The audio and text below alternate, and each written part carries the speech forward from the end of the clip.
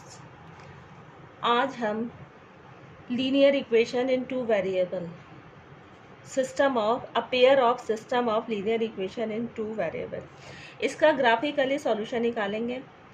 अब जो भी सॉल्यूशन आएगा, आपको पता है 3 टाइप के सॉल्यूशन होते हैं, आइदर यूनिक, इनफाइनाइट और third one is no solution. अब हम ग्राफिकली सॉल्यूशन फाइंड करेंगे। उसके बाद हम देखेंगे कि इक्वेशन के कोफिशिएंट में क्या रिलेशन है जिससे इसका सॉल्यूशन इस टाइप का आ रहा है। जैसे मैंने ये 2 इक्वेशन ले ली। अब ग्राफिकली सॉल्यूशन निकालने के लिए फर्स्ट इक्वेशन के 3 सॉल्यूशन फाइंड करने पड़ेंगे, सेकंड इक्वेशन के 3 सॉल्यूशन फाइंड करने पड़ेंगे। तो इसके सॉल्यूशन फाइंड करने के लिए फर्स्ट इक्वेशन लेती हूँ 2x + y, -6 को राइट साइड में ट्रांसफ़र कर दूंगी तो ये +6। फर्स्ट टाइम टेकिंग x = 0, तो ये हो जाएगा 2 × 0 + y = 6, तो ये हो जाएगा 0 + y = 6, तो ये हो जाएगा y = 6। तो मेरा फर्स्ट सॉल्यूशन आ जाएगा x0 y6। x का मतलब जो फर्स्ट नंबर पे नंबर लिखा है। इसी तरह से इसके 2 सॉल्यूशन और फाइंड करूँगी। सेकेंड सॉल्यूशन के लिए मैंने y को 0 ले लिया, y को 0 लिया तो ये हो जाएगा 2x = 6, x आ जाएगा 6/2 that is 3। Similarly third solution के लिए मैं x को 2 ले रही हूँ, तो ये हो जाएगा 2x को रिप्लेस कर दूंगी 2 से, तो ये हो जाएगा 4 + y = 6, तो y आ जाएगा 6 - 4 = 2। तो थर्ड सॉल्यूशन आ जाएगा x2 y2। इसको मैं एक टेबल में लिख लूँगी, टेबल में सारे सॉल्यूशन को कलेक्ट करूँगी। First solution x0 y6, second x3 y0, third x2 y2। Similarly, we will find the 3 solution of equation second. Solution means finding the value of x and y. -4 को right side में transfer करूँगी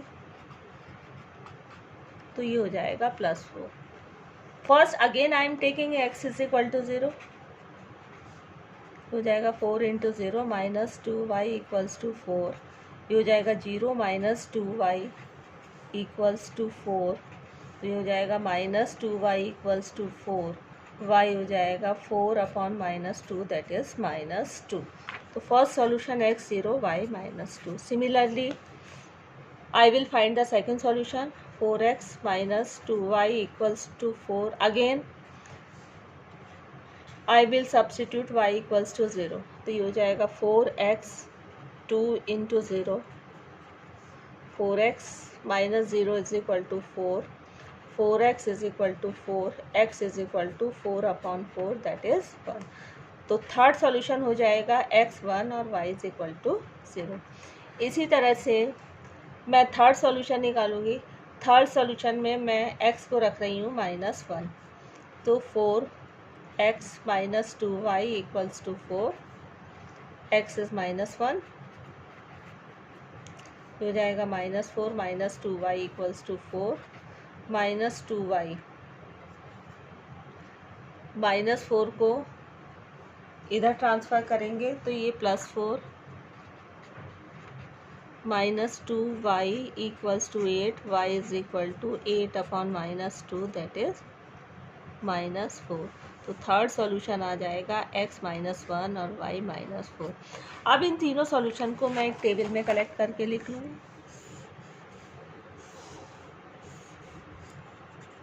first solution x0 और y -2, second solution x1 y0, third solution x -1 and y -4।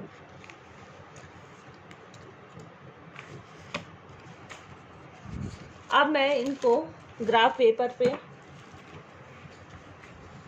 Point को mark करूँगी। इसके लिए first you draw the horizontal line that is x axis,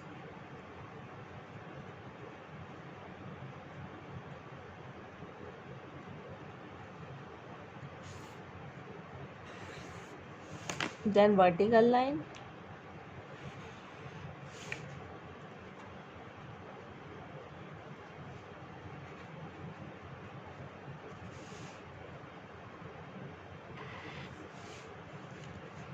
write the number on x-axis on right hand side of 0. 1 2 3 4 there are positive number. On left hand side of 0 on x-axis negative number. On y-axis above the 0 positive number.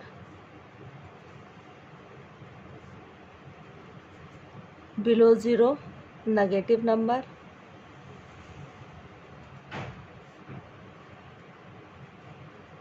Now marks the points solution of the first equation. First x0 y6, x0 y6 ये वाला point है. Second x3 y0, x axis पे 3, y0 का मतलब यहाँ से height 0 बनानी है, दैट मीन्स यहीं रहेगा. y coordinate represent the height. And third is x2 y2, x2 means x axis पे 2, y2 का मतलब 2 से ही आपको हाइट बनानी है 2 तक. ये 2 से हाइट हो गई 2 तक, तो ये पॉइंट हो जाएगा 2 2. First you mark the horizontal distance x2, then mark the height. तो इस तरह से मार्क करते हैं. अब इन तीनों पॉइंट को ज्वाइन कर दीजिए.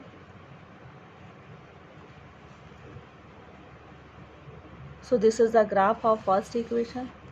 Similarly, you will draw the graph of second equation. Second equation, first solution x0 y minus 2.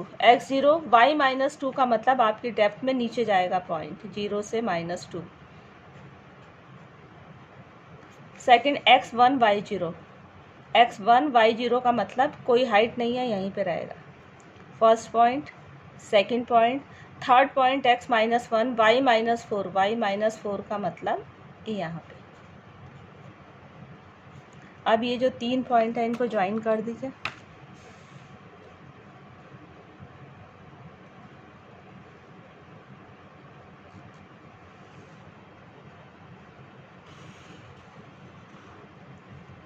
ये लाइन है.